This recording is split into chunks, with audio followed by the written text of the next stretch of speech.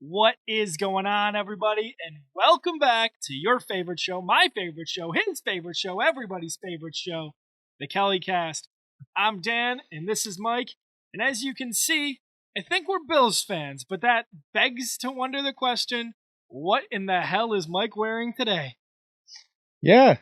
So I told you that I had a reason, and there's a method to my madness. So, here's the method to my madness. I wore this in remembrance of all of the NFL teams this weekend that got completely spanked that nobody thought was going to happen, and that's my reason, bud. Yeah, So that's fair. it was a crazy week and a lot of blowouts and almost boring to the point. Yeah, that's So, fair. I was the one to fall asleep this time. yeah, First of all, yes, sir. let me get that out of the way. I missed Texans Browns game is the one I actually fell asleep during, which is interesting. We'll be talking about that in a second. But Mike, you mentioned the blowouts last week and how it was boring. You know who it wasn't boring for? The KellyCast crew, who all had things going on. So let's toss up that right now. As you can see here, Mitch being the first person to ever go undefeated. I know you put an asterisk next to it because it's the playoffs, it's less games, but still credit to you, sir. No asterisk. It's pretty impressive because I think it's a lot more difficult to choose the right teams in the playoffs because it's bigger than a division rival game, right? So yeah. In second, we have Aaron, who's been at the top of the leaderboard all year, 4-2. Nice job, my friend. In third place, Mike, there is a 6-way tie with all the competitors going 500, 3-3. And finally, my favorite graphic this week, you. it's 2 weeks in a row. 2-5, sir. 2 weeks in a row I get the trash can.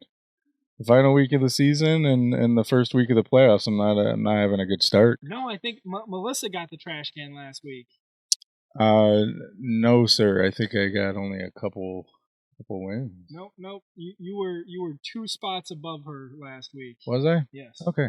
So this is the first time you've been at the bottom all year. That's why it was such a fun graphic for me to make. Correction then. Husband and wife duo, week back-to-back weeks.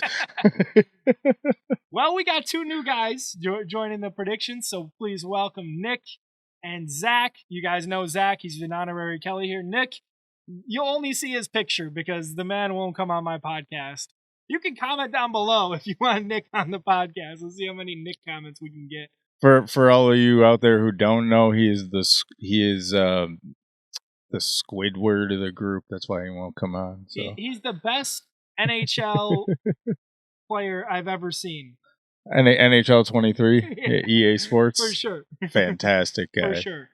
Let's get right into this, though, Mike. We have the Ravens and the Texans going head-to-head. The first game we're going to see on Saturday afternoon. Let's start with the Ravens, right? Mm-hmm. The last time we saw the Baltimore Ravens, what was happening, Mike? It looked like they lost to the Pittsburgh Steelers starters with their backups, right? Yeah, they got us into the playoffs, and they got spanked. Well, their backups got spanked, so that's expected. Let me ask you a question, Mike. Do you think that there's going to be a little bit of rust on the starters since they haven't played football the past 2 weeks for the most part? I think it's a real possibility, but even if it takes them a quarter to shake that rust off, I think it could ultimately prove a smart decision. So, do you agree with the sentiment of what they did in the final week of the season of benching most of their starters to remain healthy for the playoffs? With the array of serious injuries that have happened to not just this team, but the entire NFL, absolutely. I would think I agree, but as my most hated commentator said, Mr. Nick Wright, that is, it makes you a little nervous. Makes you a little nervous. Okay. I can agree there. And you want to talk about injuries, you want to talk about the Ravens. There's one guy I think of, and that is Mark Andrews, possibly a top 5 tight end in the league. And guess what, Mike? He's healthy. just in time for their playoff run. I believe he practiced fully yesterday for the first time in, oh man, I think October, November he got hurt, and now he's coming back for the playoff push. That's going to really help Lamar in that offense. But their competition, Mike, the rookie head coach, the rookie quarterback, the first ever rookie head coach, rookie quarterback duo to win a game in the playoffs and even make the playoffs at that, the Houston Texans. Tell me, what happened with the Texans last week, Mike? They spanked their opponent, didn't they? The Browns. They gave Flacco his first round exit of his career. Walking papers, right? So what a game for the Houston Texans, because I think we all thought that game was going to be close. We all thought that was a coin flip. Like, both these teams are so good. Who's going to prevail? Is it the rookie or the veteran? And it turns out that, man, that Houston Texans defense was for real. I remember last week you told me both defenses were mediocre in terms of the rankings. And I told you, the rankings tell you one thing, but the eye tests tell you another. The Texans took back 2 touchdowns on defense in this game. I saw a stat on NFL that said that they have been getting to the quarterback the second fastest of all the teams, like 2-point-something seconds. That's fantastic. Second fastest. So Second fastest defense to the quarterback against probably one of the fastest quarterbacks. It's going to be a very interesting matchup. I would guess the fastest has to be the San Francisco 49ers. I'm not sure because I didn't see that stat. I would guess. I'm not sure. But I would think with all the talent they have at the edge rusher position that it would be them. And we'll talk about them in a future video. Please stay tuned for that. I think that this matchup is very interesting. Texans and Ravens. We've seen the Ravens get to the playoffs before. We've seen the Ravens disappoint before. Yep. Their head coach, John Harbaugh, is 11-9 in the playoffs in his career. So that's 12th all time in terms of wins. But, those 9 losses kind of loom large right there as well. Going up against a rookie head coach who's never seen the playoffs, obviously, from his perspective right now. D'Amico Ryans did make the playoffs a handful of times with the Texans in his career, though.